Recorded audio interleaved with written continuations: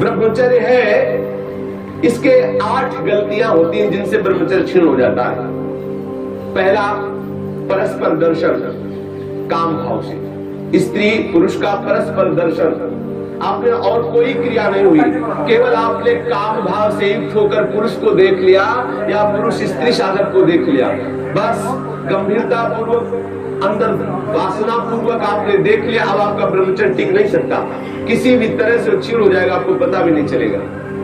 ये 8 प्रकार की गलतियों को सुधार कर लिया जाए तो पूर्ण ब्रह्मचर्य का अनुभव होने लगेगा। कभी भी किसी माता बहन की तरफ दृष्टि जाए, तत्काल उनमें भगवती का भाव करते हुए, जगदम्बा का भाव करते हुए, या श्री जी की सहचरियों का भाव करते हुए, या अपनी बहन का भाव करते हुए।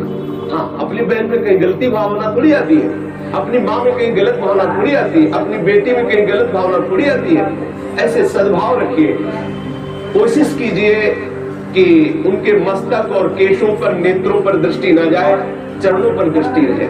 जो चाहे आपन कल्याणा, सुजस सुमति शुभगति शुभ नाना, सो परनार लीलार गुसाई, तजो चौथ के चंद्र किनाई। जैसे चौथ के चंद्रमा को देखने से कलंक लगता है, लोग बचते हैं, ऐसे ही माता बहनों के नेत्र, मस्तक और केस, इन 3 को देखने के लिए अपनी दृष्टि को बचा लो। नेत्रों में नेत्र न मिलने पावे, उनके ललाट और उनके केस पास पर दृष्टि न जाने पावे, उनके चरणों पर दृष्टि रहे। संभाषण करना हो तो सर नीचा करके ही उनसे संभाषण करो। ये आद्य शक्ति जगदम्बा के अंश स्वरूपा है, श्री जी की सहचरी है, ऐसा भाव रखकर उनसे वार्ता करो। ज्यादा देर वार्ता मत करो, एकांत में वार्ता मत करो। जहां दर्शन हो तत्काल नेत्र हटा लो। अगर दर्शन होते ही आपने काम भाव से उनको देख लिया तो फिर आप ब्रह्मचर्य नहीं रह सकते, या वो ब्रह्मचर्य नहीं रह सकती जिसने पुरुष को काम भाव से देख लिया। पहली गलती। दूसरा है स्पर्श करना, किसी भी बहाने से परस्पर स्पर्श करना, किसी भी अंग का स्पर्श करना। हम भले प्रकट नहीं कर रहे हैं अपनी वासना, लेकिन किसी भी बहाने से पुरुष या स्त्री के शरीर का स्पर्श करना परस्पर विपरीत भावना से, ये दूसरा लक्षण। यदि आप प्रकट तो नहीं कर रहे लेकिन किसी भी बहाने से आप स्पर्श कर रहे हैं, आपके अंदर काम का भाव चल रहा है, तो आप ब्रह्मचर्य नहीं रह सकते, आपका ब्रह्मचर्य क्षीण हो जाएगा। दूसरी गलती। तीसरी गलती, केल विलास क्रीड़ा को देखना। किसी भी जीव के केल विलास क्रीड़ा को देखने से अपने मन में वैसे भावुकता प्रकट हो जाती है और हम ब्रह्मचर्य खो बैठते हैं। चौथी बात, परस्पर बैठ करके एक दूसरे के रूप का गान करना। आप बड़ी सुंदर हो, या आप बड़े सुंदर हो, आपकी बहुत याद आती है, या वो बहुत सुंदर है, वो हमको बहुत चाहती है, वो हमको बहुत चाहते हैं। ऐसी परस्पर में वार्ता करना या एकांत में उसके गुण कीर्तन करने से ब्रह्मचर्य का नाश हो जाता है। पांचवा, एकांत में बैठ करके भाषण करना।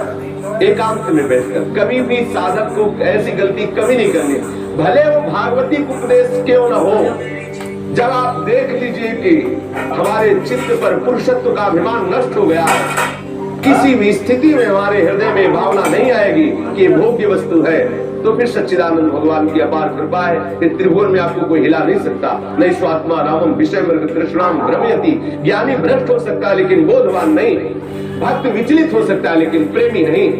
जो प्रेम से युक्त हो चुका है, जो बोध संपन्न महापुरुष है, क्योंकि जब सर्वत्र सच्चिदानंद में भगवान श्री कृष्ण दिख रहे हैं तो कौन किसको भ्रष्ट कर सकता है। जब तक स्त्री पुरुष का अहम है तभी तक ऐसी भावना का जो भयावह स्वरूप है उससे बचना चाहिए, तभी तक ऐसी भावना हमारे हृदय में हावी होती है। इसलिए साधक को कभी भी एकांत में, स्त्री शरीर साधक को कभी भी पुरुष शरीर साधक से एकांत में कभी भी भाषण नहीं करना चाहिए। अगर करने का अवसर आए तो मैदान में आ जाना चाहिए, खुले में आ जाना चाहिए, जहाँ सब लोग आपको देख रहे हो, जिससे आपके हृदय में गलती नहीं होने पाएगी। यदि आप ऐसा कर रहे हैं, भले भागवती उपदेश ही कर रहे हैं, तो भी आप ब्रह्मचर्य नहीं रह सकते, ऐसा शास्त्र का आदेश है।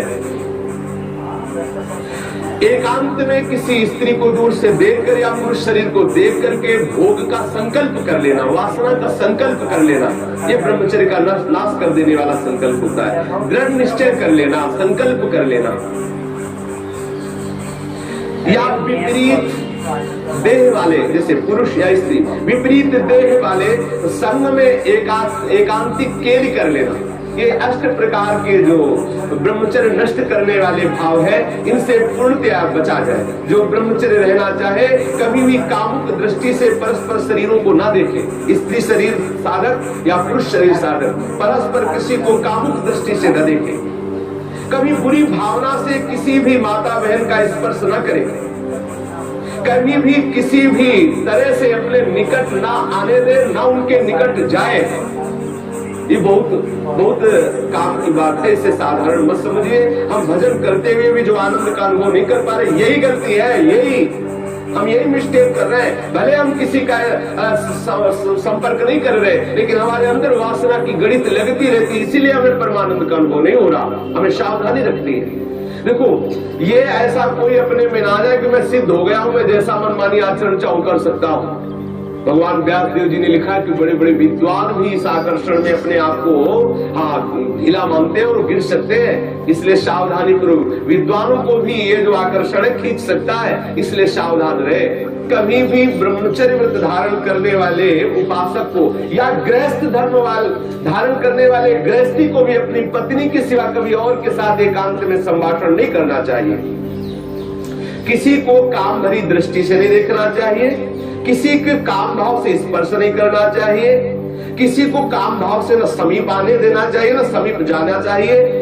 कभी किसी को एकांत में परस्पर विरोधी शरीर वाले को, स्त्री पुरुष शरीर वाले को खेलना नहीं चाहिए। कोई भी खेल अकेले में नहीं खेलना चाहिए।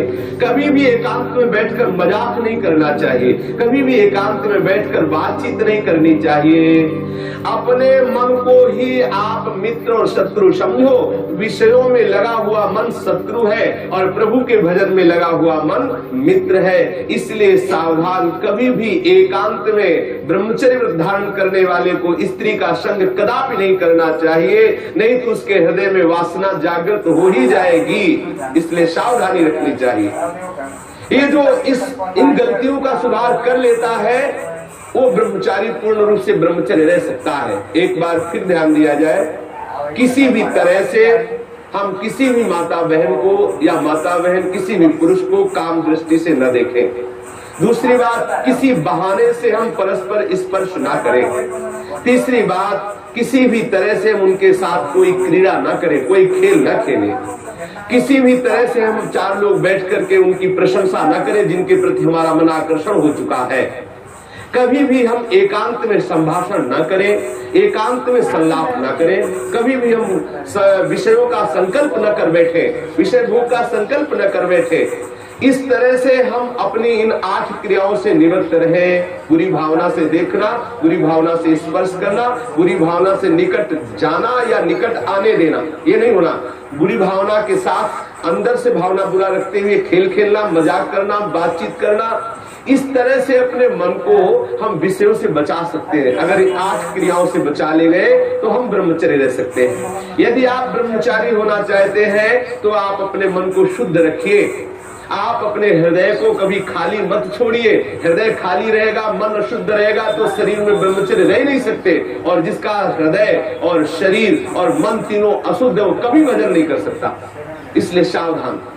आज तो और बहुत बुरी दशा हो रही है। भक्ति के नाम पर वासना का पोषण करते हैं। भक्ति के नाम पर हम सखी तुम सखा, ये समझ जाने कौन सा नाटक। भगवान कैसे कैसे प्रपंच चल गए हैं, कैसे कैसे प्रपंचिक लोग अपनी वासना की पूर्ति के लिए भक्ति का आडंबर कर रहे हैं। भक्ति को हंसी मजाक समझा जा रहा है। राधा कृष्ण की इस महाप्रेममयी लीलाओं को कैसे किस भावना से घसीटा जा रहा है। बहुत दुर्गति होगी, बहुत सावधान। वो देख रहा है जो सबको देखने। अरे कोई देखे न देखे, तुम तो देख ही रहे हो ना, तुम्ही को वहां बोलना पड़ेगा। वहां तुम छुपा नहीं सकते। सर्वशक्तिमान भगवान तुम्हारे अंदर बैठे देख रहा है। भजन करना चाहते हो, भगवत प्रेम प्राप्त करना चाहते हो तो ब्रह्मचर्य पर पूर्ण दृष्टि रखो।